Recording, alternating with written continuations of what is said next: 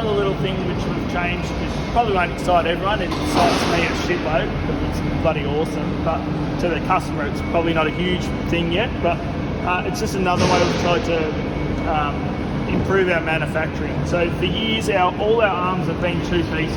So they're cut like that, let the bottom together, try and get the alignment correct, try and make sure everything's happy, weld, like V it out, weld it up, clean it up. A tremendous amount of work, and you've still got to join in the most structural part of your bar.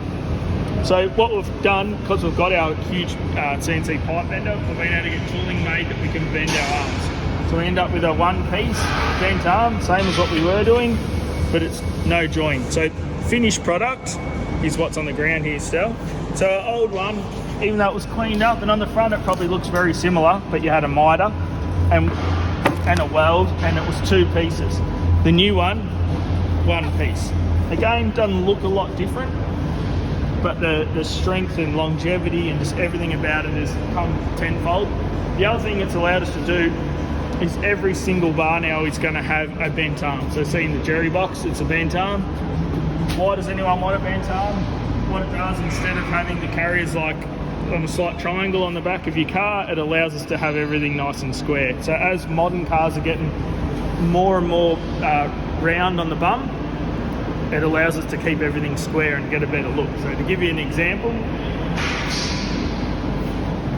that's a Y62 bent carrier, because the bum is quite flat, I guess.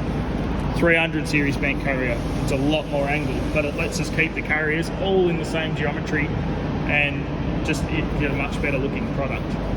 So these are all the things we do in-house. So right down every single part of every bar is bent here. In a bit more detail, 3-inch center hoops, all our headlight hoops, every little part, everything's done here. We're lucky enough to have a big machine with all the dies to be able to do all these different size tubes and multiple different radiuses, so everything can be done by computer, and just try and improve that accuracy, which, coming from me who used to do it with a grinder and have to do it with an old Speedworks pump bender, life is good.